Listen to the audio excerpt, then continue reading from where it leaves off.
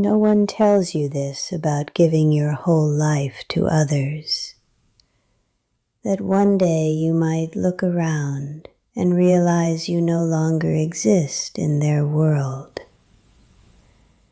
They tell you about love. They tell you about sacrifice. They tell you about family being everything. But no one tells you what happens when everything slowly moves on without you. I'm Margaret. I'm 91 years old, and for most of my life, I wasn't just living, I was needed.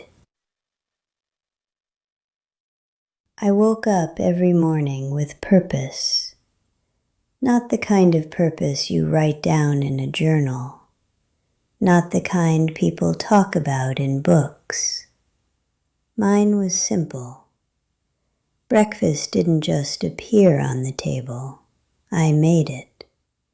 Clothes didn't magically get clean, I washed them. The house didn't feel like a home on its own, I built that feeling. Birthdays were remembered because I remembered them. Holidays felt warm because I created that warmth. I knew everyone's favorite meal. I knew when someone was upset, even before they said a word.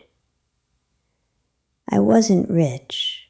I wasn't extraordinary. But I was always there. For my husband, for my children, for everyone. And for a long time, that felt like enough. There was a time when the house was never quiet. Footsteps down the hallway, doors opening and closing, laughter from the kitchen. Even the arguments had life in them. Back then, I used to think, this noise will never end. Sometimes I even wished for a little silence, just a moment to sit down without someone calling my name. I didn't know one day I would sit in complete silence and wish for just one voice to break it. My husband passed away when I was 84, 49 years of marriage. And then one morning, it was just me. No footsteps, no familiar cough in the hallway, no quiet presence sitting across the room. Just space, and a silence that didn't just surround me, it settled inside me. And with him, something shifted. Not all at once, not dramatically, just quietly, like a door closing somewhere in the house that no one noticed, except me. At first, my children called often. Are you okay, Mom? Do you need anything? Should we come by? They visited, they checked in, they made sure I wasn't alone. And I held on to that. I told myself, this is what family looks like. This is what happens after loss. People come closer, they stay. And for a little while, they did. But life has a way of moving forward, even when you're not ready. Their lives became busier, work demanded more of them. Their own children needed their time, responsibilities grew. And slowly, without anyone saying it out loud, I became less central. Not unimportant, just no longer necessary. The calls became shorter, then less frequent, then occasional.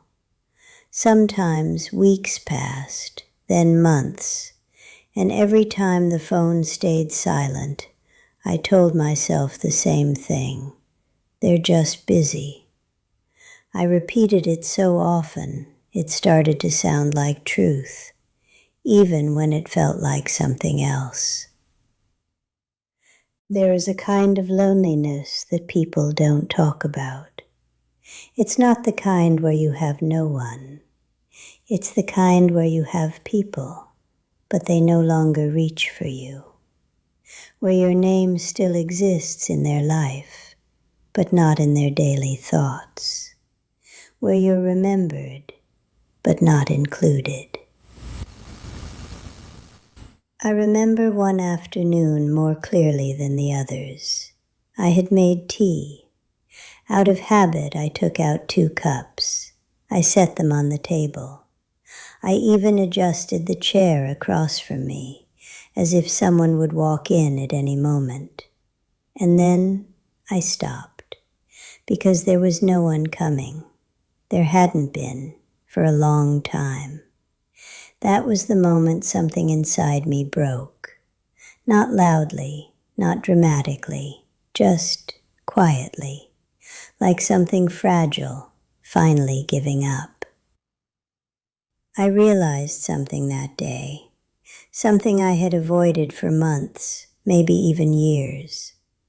I had spent my entire life making sure everyone else felt seen, making sure no one felt alone, making sure everyone mattered.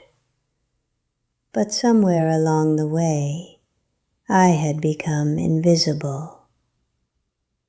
And the truth is, it wasn't entirely their fault. Life moves forward, people grow, responsibilities change. That's how it's supposed to be. But no one teaches you what to do when your role in someone's life slowly fades away.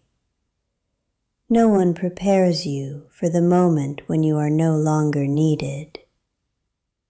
For years, I didn't know who I was without being needed. I didn't know how to exist without someone depending on me, because my entire identity was built around others. Around being the one who fixed things, the one who remembered, the one who showed up. And when that disappears, you don't just feel alone. You feel lost, like you've been quietly removed from your own life. There were days I sat in silence for hours, not because I wanted to, but because I didn't know what else to do. No one was asking for me. No one needed me. And I had never learned how to need myself. That's a difficult thing to admit. At any age, but especially after a lifetime of giving. I used to wait for the phone to ring, wait for a message, wait for someone to remember me. And every time it didn't happen, something inside me felt a little smaller, a little quieter. Until one day, I asked myself a question I had never asked before. What happens if no one calls? And for the first time, I didn't answer it with hope. I answered it with honesty. Nothing happens. The world doesn't stop. Time doesn't pause. Life continues. And something shifted in me that day, not suddenly, not dramatically, but gently, like a realization finally settling in. I stopped waiting Not because I stopped loving them, but because I realized my life couldn't stay on hold, waiting for someone else to remember I existed. I started doing small things, simple things, things I had ignored for years. I read books I had always put aside. I walked outside without rushing back. I sat with my thoughts instead of running from them.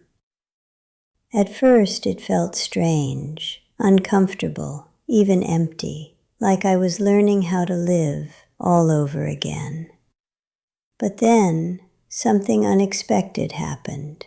The silence changed. It stopped feeling heavy and started feeling peaceful. For the first time in my life, I wasn't living for someone else's needs. I wasn't waiting to be called. I wasn't measuring my worth by how useful I was to others. I was living quietly for myself, and that felt unfamiliar, but also freeing. And that doesn't mean I stopped loving my family. I still do, with all my heart. But I no longer measure my worth by how often they call or how much they need me.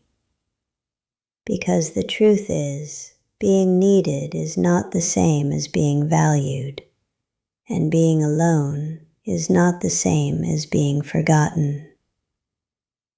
I used to think my life was over because no one was looking at me anymore, because I was no longer the center of someone else's world, but I was wrong.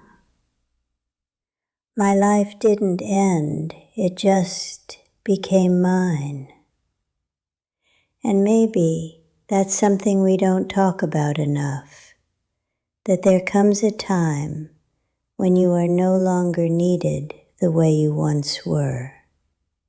And instead of seeing that as loss, you can choose to see it as space.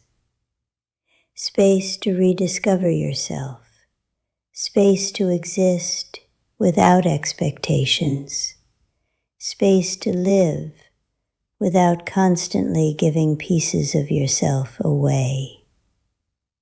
If you are listening to this and you feel invisible, I want you to understand something. You are not disappearing. You are not forgotten. You are just no longer living in someone else's story. And maybe that's where your own story finally begins. I'm 91 years old, and for the first time in my life, I am learning what it means to exist without needing permission, to live without being needed, to matter even in silence. And strangely, I have never felt more real. And if this story feels familiar to you, if you've ever felt unseen, even in a room full of people, take a moment to like this video. It helps this message reach someone who might need it today. If this story spoke to you, you're not alone in this feeling. And there are many more stories like this, waiting to be told. Subscribe, not for me, but for the parts of yourself you may have forgotten. Because sometimes the stories we hear are the ones that quietly heal us.